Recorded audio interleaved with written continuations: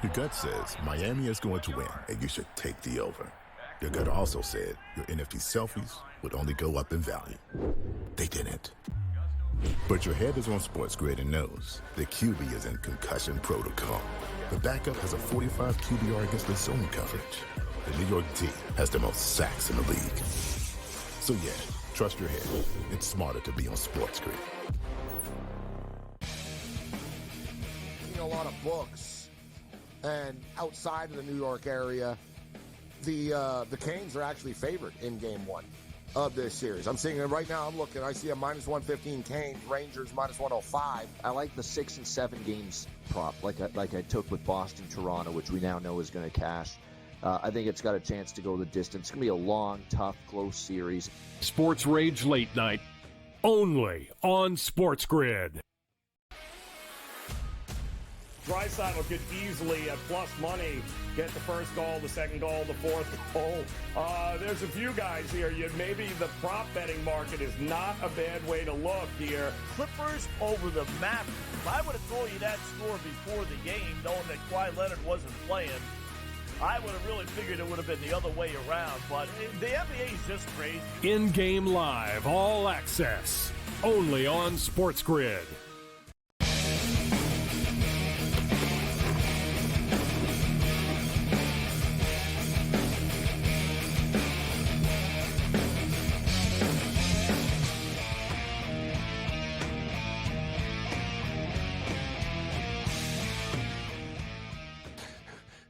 This is Sports Rage.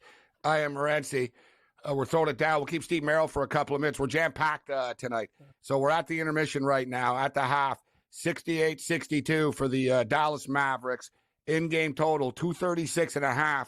So, Steve, quickly on this, we're up to two. We got 130 points in the first half here. So you need 107 in the second half. What do you think? I don't know, it's kind of a reasonable number to get to, wouldn't you say?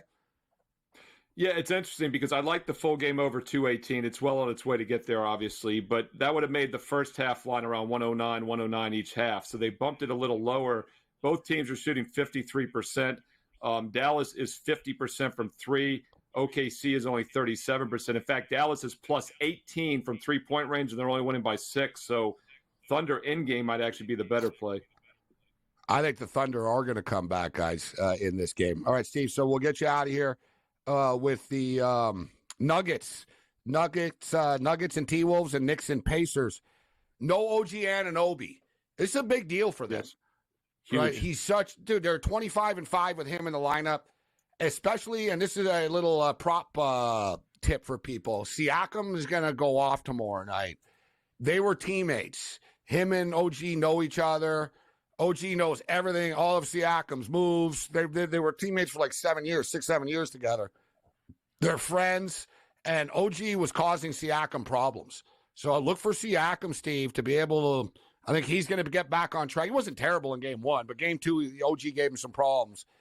But it's up to 7 points right now. People are just buying into the double zigzag here. And then conversely, can't you make an argument that the T-Wolves should be bigger favorites than minus 4.5? Well, the way they've dominated the first two games, yes. But Denver's still the defending world champs with the MVP. They've got the same 5 in that lineup. If they're going to bounce back, you got to figure they're going to show up. And the beauty here is, unlike Indiana, who's got to win almost by double digits to get the cover, they're 7.5-point favorite. Nuggets could theoretically lose and still cover because they're getting 4.5. So I do like Denver.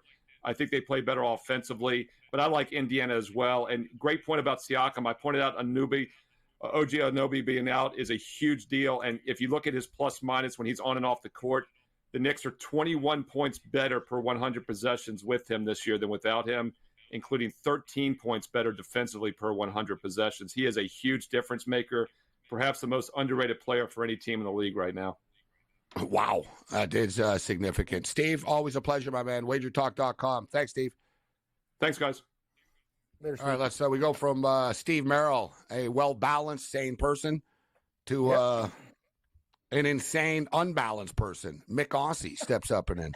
What's going on, Mick? Ready to rock? Where's Connor McDavid? Where's there's your poster. He's back Oh, there he is. Yeah, just like on the ice. Yeah, he's hard to find. Hard to find. Woo. Whoa! Coming in hot. Whoa. Coming in hot. What was that? Blowing a 4-1 lead? That's terrible. And yes, Connor McDavid did not have the very best game, but you wait till he fires up, mate. He will absolutely destroy your Canucks. Watch out. Good win. Congratulations. Congratulations. There's just one game. Yep. But you notice, Cam, McDavid's not front and center anymore. He's sort of got him in the back. Yeah. I enjoyed the bear crossing and all the stuff he's got on the McDavid poster, too. That's got to be one of the, like, Gabe, would you say, though, I know it's game one, but that's epic. Like, what happened when we were on the air? Like, the way Vancouver did that game, like, that's like an instant classic right there. I don't know, the Oilers, like, Draisaitl looks hurt, too, Mick. There's something wrong with Draisaitl. Yeah. That's a big problem. Yeah. Big problem. Yeah, that's the way. Draisaitl being hurt, big problem. And you know what, guys? We can pretend this and that. Well, the regular season doesn't matter. You know, the fact is now, Skinner is 0-4 now this year against the Canucks. And yeah, and he's given up like nearly 5 goals a game versus them. His save percentage is like 8.8 or 8.78 or so, 8.879 in that range, 8.80 or whatever. So we're getting close to it starting to matter now, guys. Like if Vancouver win again tomorrow, they're going to be in Edmonton's head for real. Like people can pretend not. It's like, we lost 6 times in a row to these guys in the last 6 months. Like they're going to be aware of it, right? So massive game tomorrow night. What was the feeling in Edmonton last night, Mick, after? Are people mad, or are they saying, oh, it's just game one? Or are they getting panicked already? What are you hearing? What's talk radio saying? Well, one of my guys, Terry, he's a massive fan. He was disappointed in McDavid. But this is the trouble with the Oilers. They've been a bit like this for a while. They'll get up and then they'll relax. You can't do that in hockey. As you know, you shouldn't blow a 4-1 lead. Absolutely terrible. You get in early, get that first game on the road, and you're set up really nicely, as you know. Congratulations. Well done to the no-name Canucks with not many stars. Good on them. Some people said they're fluky this year, but good on them. They had like 7 people in the All-Star game, but okay. I don't know who those people are. I like that, the no-name Canucks. Just because you don't know their names. Brock Besser. Brock Besser, he's a pretty good player. JT Miller's a pretty good player. Yeah. Elias Pettersson's making $12 million a year. I will. Thatcher Demko is one of the best goalies in the league. Like but I know what you mean. The Canucks fly under the radar. They do. If Vancouver wins game 2, like I don't even know what to think. Like Edmonton, that's how. Like they're a lot like the Leafs, Mick. I hate to say it. Like they people put them on pedestals, and they choke pretty hard too. They choke. Oh. Let's call it for what it is. I bet on the Canucks to win the series in 6 games at 10-1. I'm getting worried. Wow. It's going to be like 4 or 5. Well, hey, settle down, Morency. Just get another one under your belt there. Like this guy get 4 or 5. Bust out the brooms, baby. Yeah, I don't know. Like we'll see what happens tomorrow night. I'm going to be there. But I'll tell you, remember last night, Cam, the number came out, and we were like, wow, Edmonton are minus 146. And you said, well, you think it's going to go up even. We were wrong. I agreed with you, but we were wrong. It's the opposite. People are like, no, the people are jumping in on the Canucks. The Edmonton's now minus 125. Vancouver's plus 105. I looked right after last night. I was like, all right, what are the Canucks now to win the series? And they were plus 125. They're down to like plus 105 now, same thing. So I think the people are jumping on the Canuck bandwagon from a betting perspective a little bit right now. All right, Mick, so we got some good AFL games coming up tonight in the overnight hours, early morning, 5 a.m. East Coast time, 2 a.m. Pacific. Let's get Mick's best bets up. Mick Aussie, what do you got for us, Mick? Well, yes, the Geelong Cats should win down there in Geelong. Port Adelaide Power Pats have not won there since 2007, so take them on the money line multi. Adelaide Crows destroyed the Port Adelaide Power last week. Yes, Power kicked bad. They got a lot of injuries, so take them as well. And so then Geelong, the money line, the Cats are minus 370 on the money line, so that's a good put them in multis. Good parlay. Geelong aren't losing this game. Minus 370.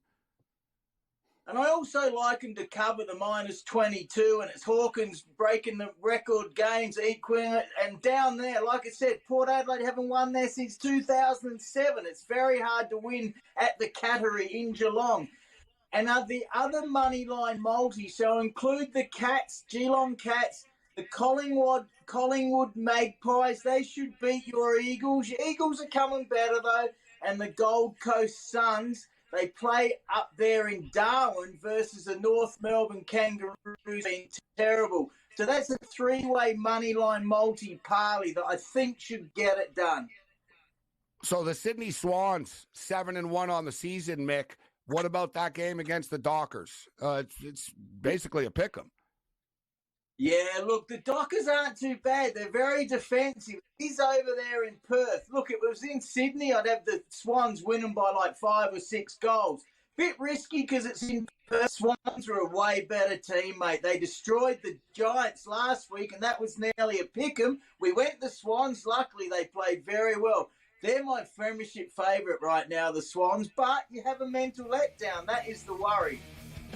Mick Aussie. Go Canucks. See you, Mick.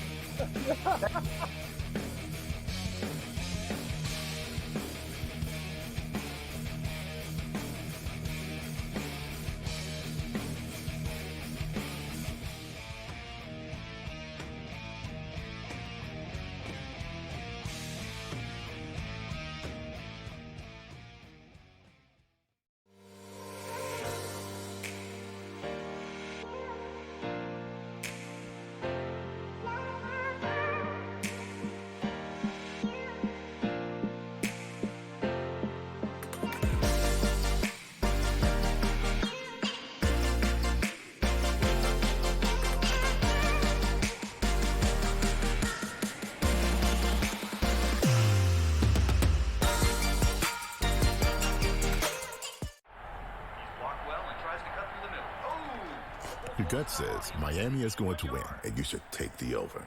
Your gut also said your NFT selfies would only go up in value. They didn't. But your head is on SportsGrid and knows the QB is in concussion protocol. The backup has a 45 QBR against the zone coverage. The New York D has the most sacks in the league. So yeah, trust your head. It's smarter to be on SportsGrid. A lot of books, and outside of the New York area, the Canes are actually favored in Game 1 of this series. I'm seeing it right now. I'm looking. I see a -115 Canes, Rangers -105. I like the 6 and 7 games prop, like I took with Boston, Toronto, which we now know is going to cash. I think it's got a chance to go the distance. It's going to be a long, tough, close series. SportsRage Late Night, only on SportsGrid. Draisaitl could easily, at plus money, get the first goal, the second goal, the fourth goal. There's a few guys here. Maybe the prop betting market is not a bad way to look here. Clippers over the Mavericks. I would have told you that score before the game, knowing that Kawhi Leonard wasn't playing. I would have really figured it would have been the other way around, but the NBA is just crazy. In-game live, all access, only on SportsGrid.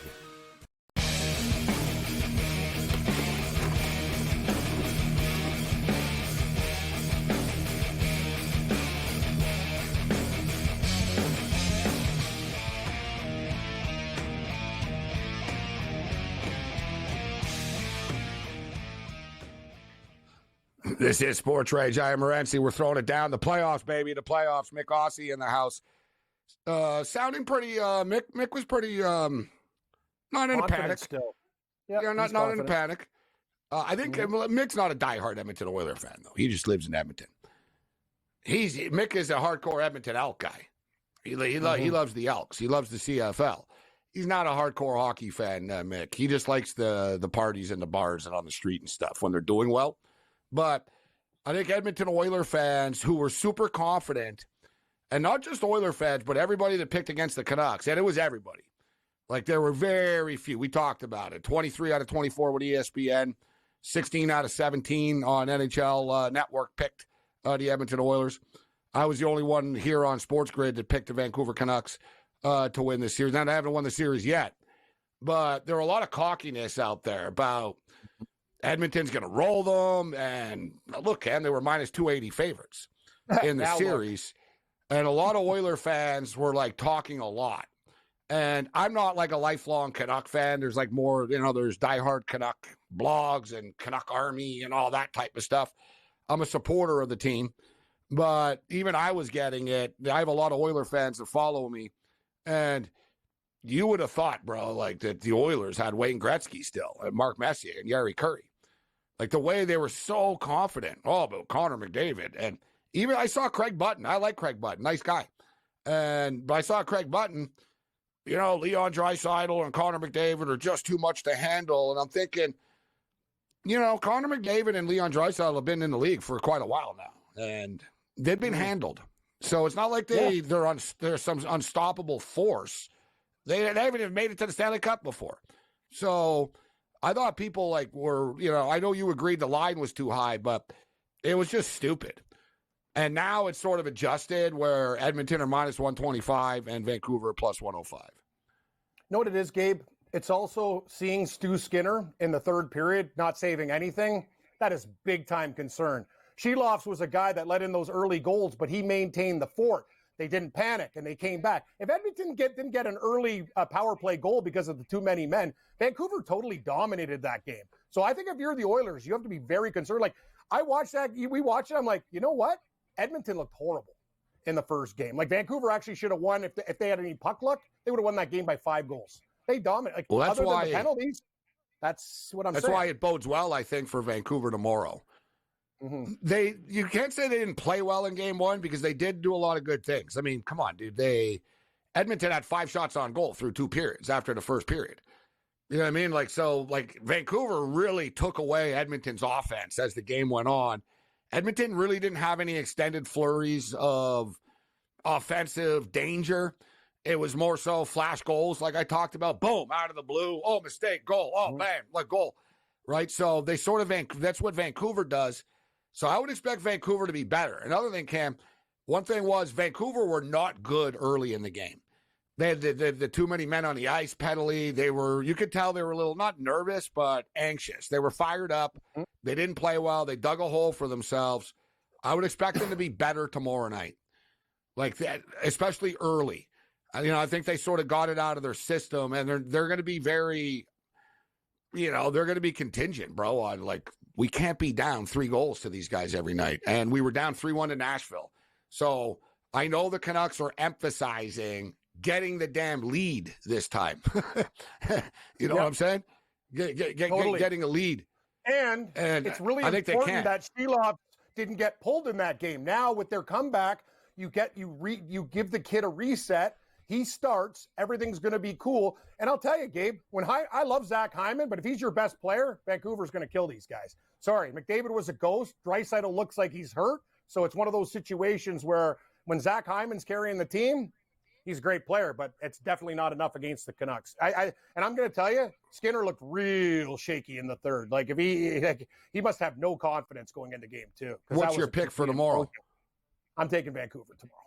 I saw enough. I don't care. If Edmonton wins, they win. But I think Vancouver showed me enough. They dominated the game. If not for Edmonton's power play, the game wouldn't have been close. The Vancouver Canucks are the play. I'm going to play them and hope they can go up 2-0. Let's bring in big card Julio in the house.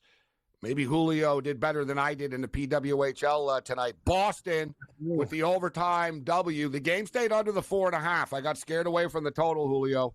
But I'm telling you right now, Toronto are winning the championship. The Leafs can't, but the Toronto women can. They're going to win. Never ends. It's so true. Yes. How fitting would that be for especially in their first year, too, if they win in their first year. They killed Minnesota. They won 4-0. They could have won that game by 12 goals. Spooner's unreal. You're right, Gabe. But the thing is, Minnesota started off the season strong, but they've lost 6-7 games in a row right now. They've been in a free fall for a while in the second half of the season. And Montreal are good. But Montreal play really close games. Toronto are the best team right now. And they just got to win this series, and then they're going to play Montreal or Boston in the final. And Boston just upset Montreal in game 1 tonight. But how you been doing in the PWHL, Julio? Been doing all right. I've been kind of disappointed. Some of the big sports books are limiting the in-play options with my PWHL. I couldn't get first period under tonight. I did play under 4.5. I got in play with under 3.5 late in the second period. So not too bad, not too bad. I just have to remember to make my bets before these games happen.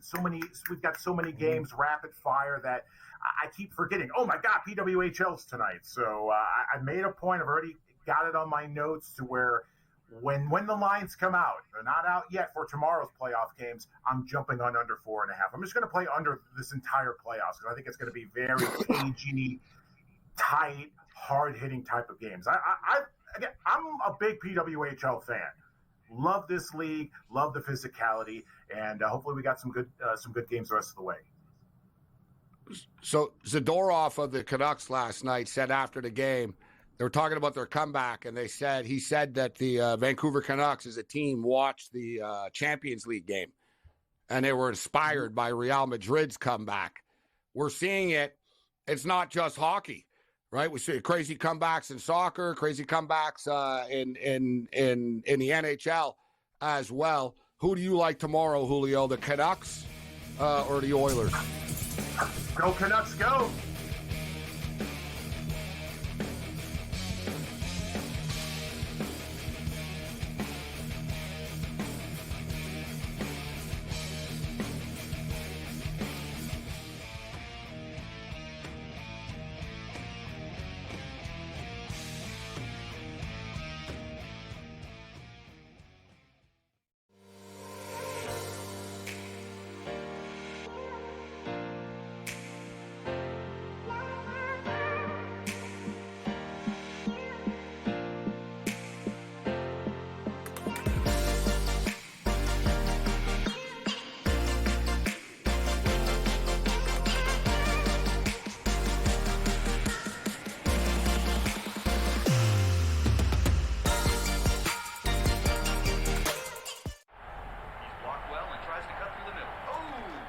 Your gut says Miami is going to win, and you should take the over.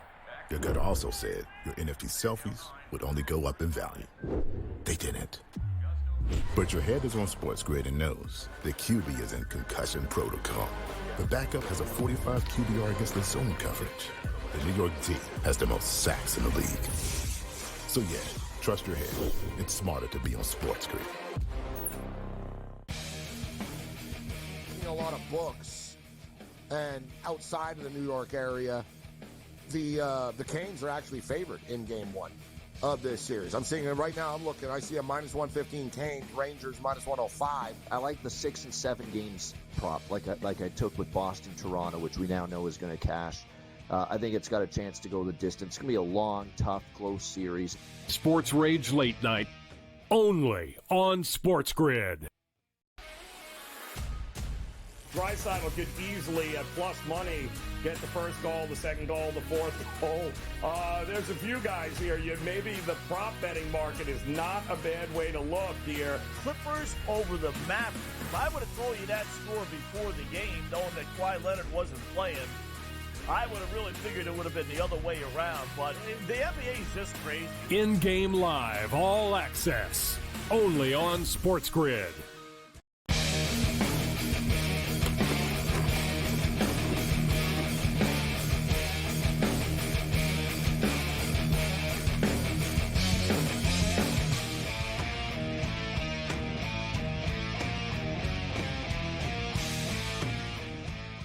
All right, we got a quick little mini segment here with Julio, so we're going to give him the floor. What do you got for us, Julio? You usually have a pretty vast portfolio of plays. What are you laying it down on? What do you got for us? All right, we'll start with college lacrosse. The Denver Pioneers play your Michigan Wolverines. I'm sorry, Gabe, but I got to take the Pioneers on Saturday. Give me DU -115. Albany, the Great Danes, Albany +9 against defending national champions Notre Dame. Give me Albany +9. Under 27.5, Duke hosting Utah -115 on Saturday. And a parlay that has Johns Hopkins, Virginia, Syracuse, and Manchester City -1.5 against Fulham +157 in a parlay. We'll go NHL over 1.5 goals first period, Edmonton and Vancouver. And then Saturday under 5.5, Rangers and Carolina. Major League Baseball. How about those White Sox? 2-game winning streak, longest winning streak of the season. Let's go White Sox. 4-6 in their last 10. They won tonight. Their best pitcher, Garrett Crochet, on the bump tomorrow. Give me the White Sox, minus 108. Shop around for a good number. Plus 102. I like it even better on the FanDuel odds. So I'll take the White Sox plus money. And we'll go on the soccer pitch. Chelsea, even money against Nottingham Forest. Borussia Dortmund off their big win against PSG. Plus 185 against Mainz. Juventus and under 3.5 goals in a parlay, same game parlay, even money. Empoli. I saw that graphic that Tommy had up there. Empoli team total under a half goal against Lazio. That's plus 115. Granada under a half a goal team total, plus 145 against Real Madrid. And Celta Vigo under a half a goal team total against Atletico. Nice card. You like to spread it around the globe a little bit. You got every international. Yeah, seriously, Gabe. He's got everything, this guy. And then PWHL, when the markets post, we're just going to play under 4.5 the rest of the PWHL playoffs. What do you think of the Champions League final with Real Madrid? What is it right now? Like minus 180? Minus 175? minus 180? I'm going to ride Borussia Dortmund, man. They're one of the luckier sides in this entire competition. I'm actually surprised that they've been playing defense. I've got to shop around. I've got some time to think about this one, but at the moment, I'm going to go with the hot hand in Borussia Dortmund. I think they're out of luck. I know, Cam, you rode Dortmund a little bit through the last couple of games here, but Real Madrid, they just find a way all the time. This is what they do. They do. And Julio, don't you have futures on Dortmund at 7-1? I remember you took both sides there, right? I do, yep. Remember when we did the last show? So, no, you're in a good position then. And I have a future on Real Madrid. I took Real Madrid when they faced Man City, just on the price alone. I think it was like 8-1. So it's I'm in good shape. Good shape for this Champions League final. Big time. So it's 90-79 right now. The Dallas Mavericks absorbed the Oklahoma City Thunder's run. Dude, the game was tied. It was like 74-74, 77-77, whatever. Like Oklahoma City had come back. It was tied. So Denver, Dallas sustained the sort of ambush. And now they went on a little run again, 90-81. So, Julio, I jumped the gun there with Denver and Minnesota. We got about a minute here with you. What's the feeling in Denver right now about this Nuggets team? Are people in a panic? They think it's over, or do they think they can get back on track here? What are they saying? What are you saying? Denver fans got high on their own supply. They thought they were going to slap around the T-Wolves. Now everyone's nervous. Everyone's pumping the brakes. There's a lot of hung heads here in Denver with the Nuggets. My opinion, I think the series is over. I have a tough time seeing Denver winning 2 in a row in Minneapolis. I mean, the price says it all. Plus 480. I'm willing to take the Nuggets just on the price, but I think the T-Wolves take the series. Julio Rosario, great stuff, Julio. And for people laying it down on the total of this hockey game, the over is suddenly starting to become into play a little bit here as the Dallas Stars are doing all the scoring. Dallas now up 4-0 on the Colorado Avalanche. And I'm not even kidding about the in-game over here. So it's 5.5 right now. I like it, but it's minus 180. I'd like it to come down a little bit. Let's get through the period. Colorado are on a power play. Dallas already blew a 3-0 lead in game one. They're not going to let up. Like, they won't, sit on the lead this time.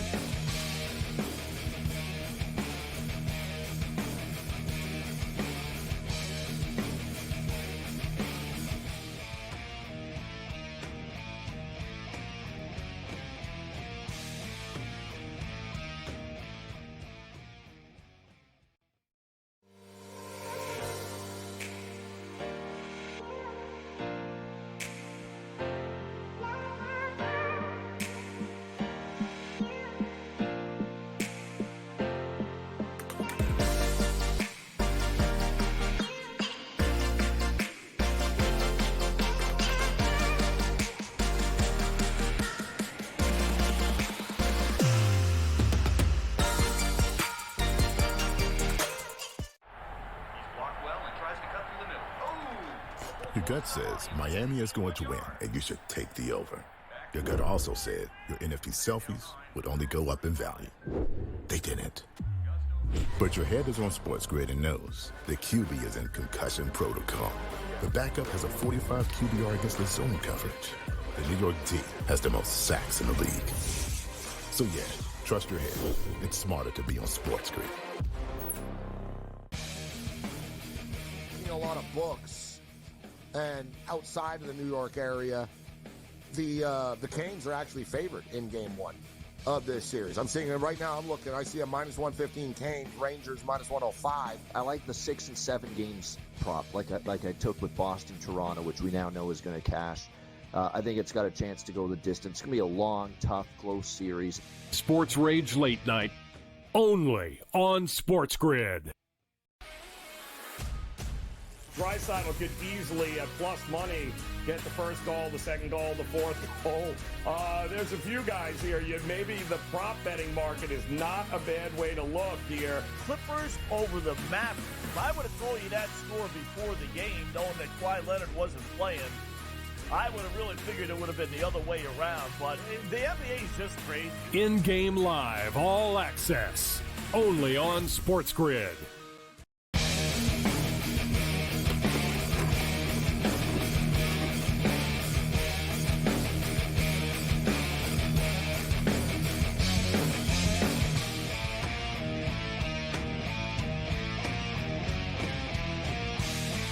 Let's talk some college football with one of our favorite guests, Brent Beard, Heisman Trophy voter, First Coast News, college football analyst, Second Helping podcast co-host, and much more. Brent, it's always a pleasure, my man. Thanks a lot for taking the time to be with us. Well, it's always great to be with you, Gabe, too. I tell you what, we're getting closer and closer we're about 3 weeks away from the first preseason magazine, if you can believe that. We've got preseason polls coming out, and we're only about 2 months away from SEC Media Days in Dallas. So, Gabe, as you said a few weeks ago, it kind of never ends, and we're okay with that. No, we've had the spring practices. You're going to have the media days. Before you know, we're going to be playing football in late August. It's getting real. And the big topic, it's almost – there's so much going on with college football that even I just tune out right now, Brent, with all the lawsuits and Congress and this bill and proposals. And, I think the casual fan just wants to talk about the actual games and the teams themselves. But money, it's always about money. Everything is always about money. And a lot of college football coaches are getting pretty defensive about the NIL in one way or the other. And I thought it was interesting that Spencer Danielson, Boise State head football coach, said that incoming freshmen are not eligible to make NIL money. He wants players to work and earn it. And I was thinking, well, Spencer Danielson was a rookie coach last year, Brent. He came in mid-season. Shouldn't he have worked for free then? Since he shouldn't he had to earn to get paid? What do you think about in 2024, from a recruiting perspective, telling kids that you can't make money on an NIL deal in your first year? Well, after he said that, the Sports Information Department, they put out a release kind of clarifying, as they say, Gabe, what he really meant to say. And he said, we're not saying that freshmen can't come here and be able to receive NIL, but we will work. I think the administration reminded him to listen. We don't control that, and if someone's going to pay them, they're going to pay them, right? Oh yeah, absolutely. Oh yeah, yes. So, and I'm sure he was probably frustrated with it. I get that, but the reality is they, I think, have kind of redefined what he said, what he actually meant. So I think they're okay with this now. But, I mean, we're seeing things like this said across the country with coaches who I believe are frustrated. And look, I understand some of this, Gabe, is coaches are talking about examples of third-string tackles coming to them, wanting six figures. and such as that. So I think that's where this is coming from as much as anything else. No one can dispute it. Look at Quinn Ewers, great football player, but he made $1 million to go to Ohio State, not to play, and then he just left after. Yeah. And got paid again. So some of these kids are learning how to play the system. God bless them. And now there's another story. And I like this idea, and I brought this idea up in the past about if you don't want players to bail out of bowl games, here's a novel concept. Give them more than a swag bag and a gift bag to show up. Right. If you tell them, listen, you're going to get $25,000 to play in the Liberty Bowl, suddenly more guys want to play in the Liberty Bowl. No right? doubt. Like, it's just that's the world we're in right now, Brent. But speaking of which, LSU football comes up, and we're fired up, Brent, about this USC LSU game in Las Vegas. There's a bunch of us talking about going to the game and throwing it down that weekend. But Brian Kelly's another coach sort of on the defensive about the transfer portal and about NIL stuff. And Tiger Nation were kind of baffled that they weren't more aggressive in shoring up the defense in the transfer portal, specifically at the defensive line. Brian Kelly responded, "We're not in the market of buying players." What's the word out of Baton Rouge? Well, there's some eyebrows raised at this, but this situation is going to take care of itself. And the reason it is they just hired the best defensive line coach in the nation in Bo Davis. Bo Davis was at Bama, he was at Texas, and now he's at LSU. So, look, he's going to recruit, given time, much better defensive linemen than what they've had. Now, you and I have talked about this for months now. Their defense last year was absolutely abysmal, and they've hired coaches in order to change that around, and I believe they will. But they don't have the beat writers at LSU would tell you right now, they don't have the players they need at this point, particularly on the defensive line. And what Brian Kelly said is similar to what Hugh Freeze said at Auburn. They asked Freeze, well, are you going to get a quarterback in the portal? And Freeze said, we think we've got a good quarterback room. We don't need to go out and spend $1 million on a quarterback who basically will be here a year and then he will be gone. So, Gabe, do you see the trend here among these coaches that this is roster management? They're glad that the portal is closed somewhat. They know they've still got work to do. But, boy, when you've got three major coaches who are basically saying the same thing, the question is going to be what's going to come of this? And Nick Saban was on record and basically said, after we lost the Rose Bowl, when we had our meeting with the team, the biggest, one of the main and the number one questions that was asked all the time was, how much money am I going to make next year? That's right. Yeah. Right? As opposed to, wow, what can I do to get better as a football player? Yeah. It's the Wild West.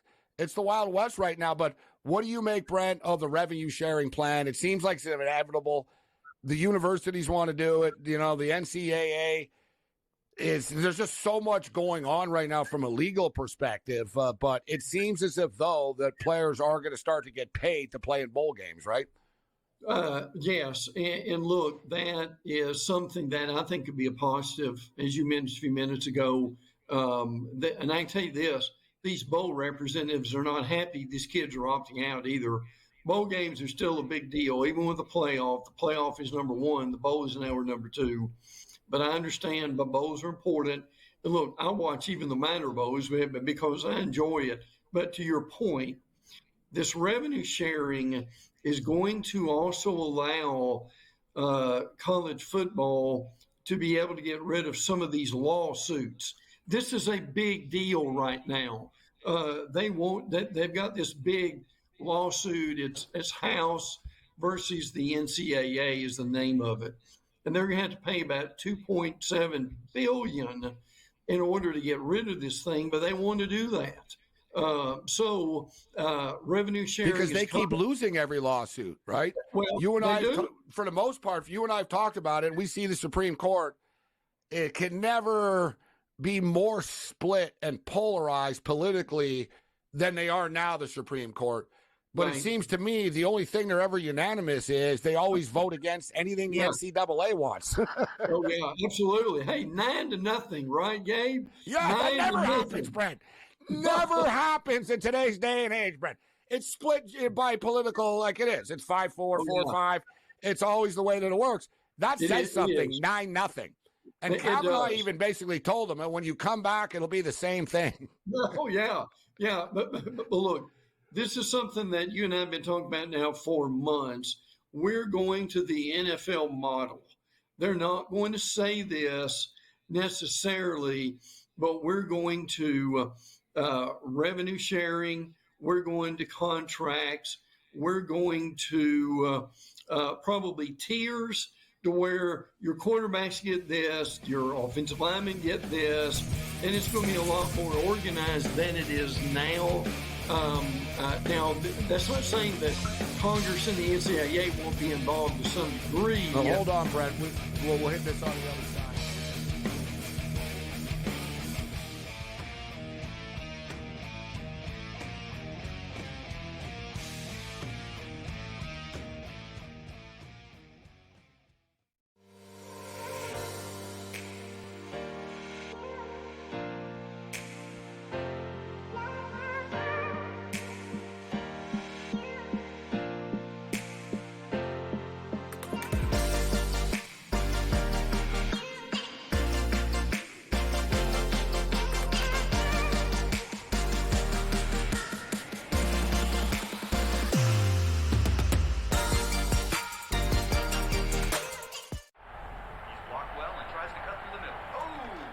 Your gut says Miami is going to win, and you should take the over. Your gut also said your NFT selfies would only go up in value. They didn't. But your head is on SportsGrid and knows the QB is in concussion protocol. The backup has a 45 QBR against the zone coverage. The New York D has the most sacks in the league. So yeah, trust your head. It's smarter to be on SportsGrid. A lot of books, and outside of the New York area, the Canes are actually favored in game one of this series. I'm seeing it right now. I'm looking. I see a -115 Canes, Rangers -105. I like the 6 and 7 games prop, like I took with Boston, Toronto, which we now know is going to cash.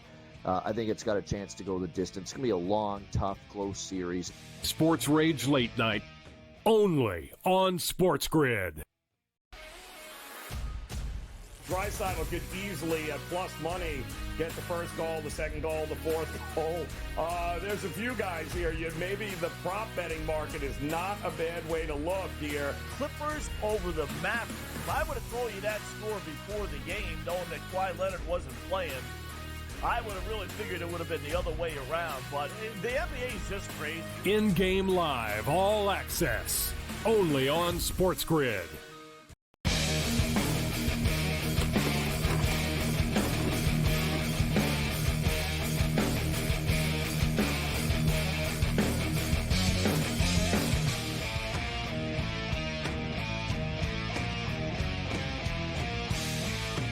We're kicking it with Brett Beard. This is Sports Rage. I am Gabriel Morency, Sirius XM Channel 159 of the SportsGrid radio and television networks. Shout out to all of our television affiliates, radio affiliates, whatever platform or network you might be joining us on right now. So, Brett, I talked about Coach Saban a little bit, and it sounds to me like Coach Saban is really, really enjoying his retirement already and being able to be a lot more honest, right, than he has been, and he is not holding back. And Nick Saban said a couple of days ago at a live public appearance about social media and social media critics. It amazes me that some guy sits in his basement, probably in his mom's house, probably in his underwear, probably overweight, and puts something on the internet, and anybody cares what he thinks.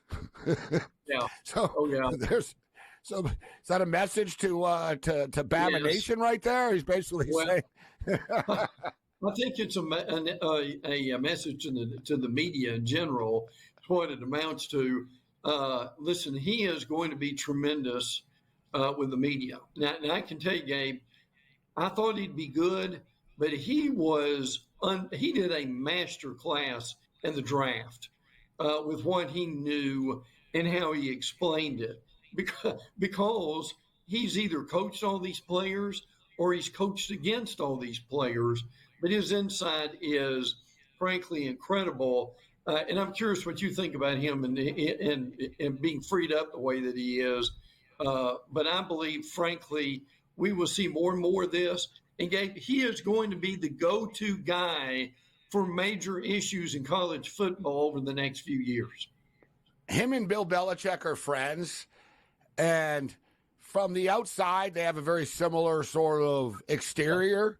They do. Right? Well, people think, wow, they're jerks. They freak out. They're high stress. They're yelling at everybody all the time.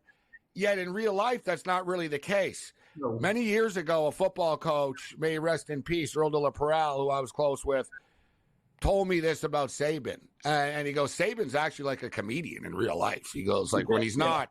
Yeah. He goes, when he's not around, like the guy's like got edgy jokes type of stuff, right? He's out there.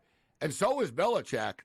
Yet I find Belichick still, he's still in that shell, so to speak. It's his personality, though he's not outspoken. But Saban, like you said, was born for this.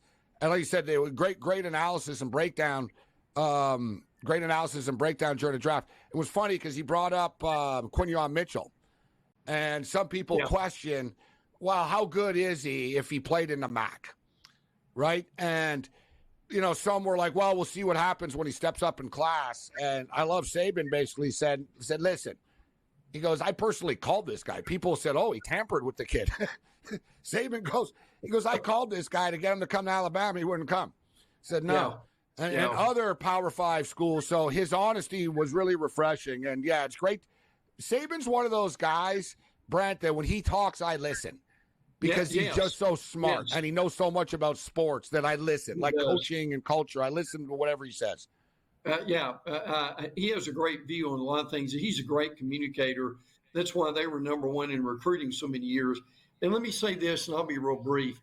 Listen, people need to get over this situation. And you know this as well as anybody, and you understand it. I don't care where these players come from, whether it's Temple or wherever it is.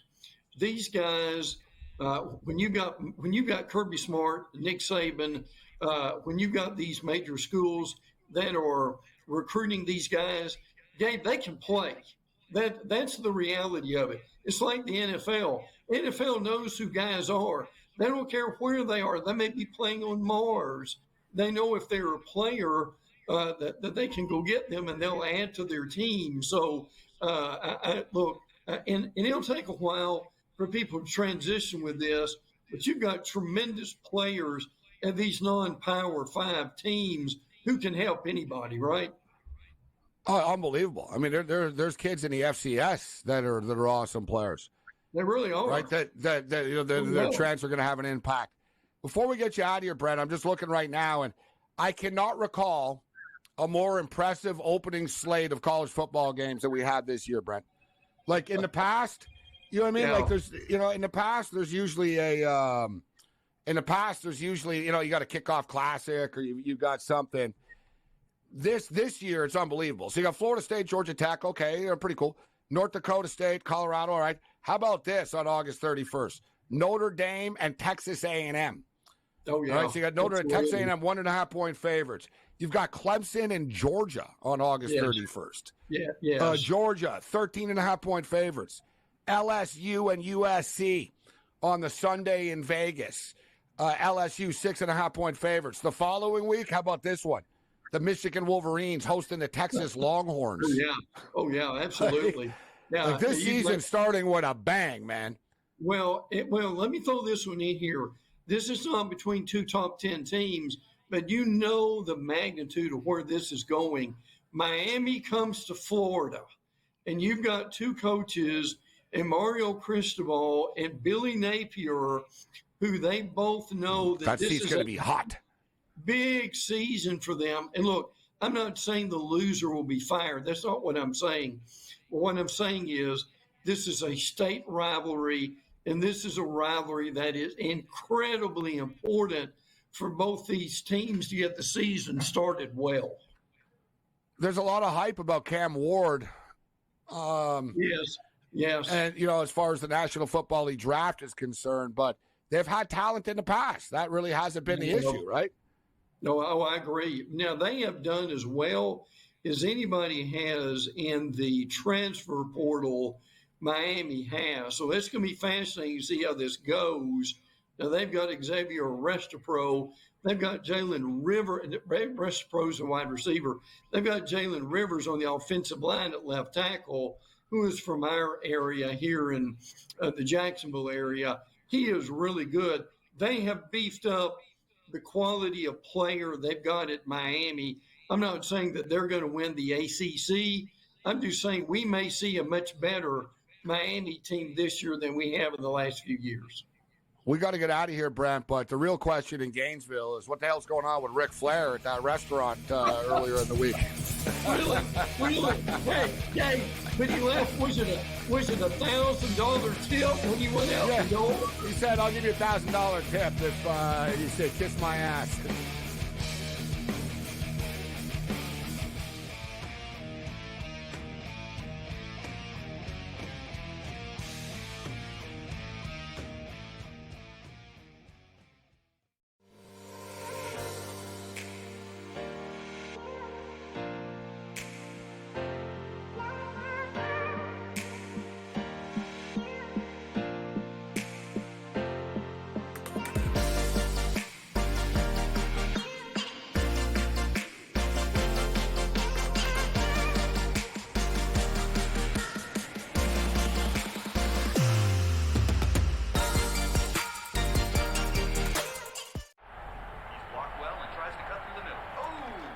Your gut says Miami is going to win, and you should take the over. Your gut also said your NFT selfies would only go up in value. They didn't. But your head is on SportsGrid and knows the QB is in concussion protocol. The backup has a 45 QBR against the zone coverage. The New York D has the most sacks in the league. So yeah, trust your head. It's smarter to be on SportsGrid. A lot of books, and outside of the New York area, the Canes are actually favored in Game 1 of this series. I'm seeing it right now. I'm looking. I see a -115 Canes, Rangers -105. I like the 6 and 7 games prop, like I took with Boston, Toronto, which we now know is going to cash. I think it's got a chance to go the distance. It's going to be a long, tough, close series. SportsRage Late Night, only on SportsGrid. Draisaitl could easily, at plus money, get the first goal, the second goal, the fourth goal. There's a few guys here. Maybe the prop betting market is not a bad way to look here. Clippers over the Mavericks. I would have told you that score before the game, knowing that Kawhi Leonard wasn't playing.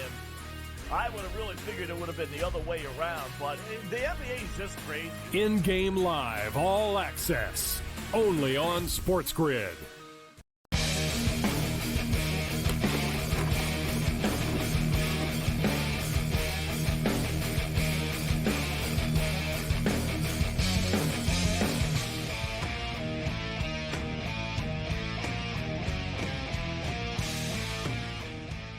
Shout out to our guy, Brent Beard. Great stuff talking college football. I'm fired up. And we got more football talk coming up with Rick Saratella later. Talk NFL football. And in fact, since we're crazy, we're already going to give you the odds and look ahead to the 2025 NFL draft.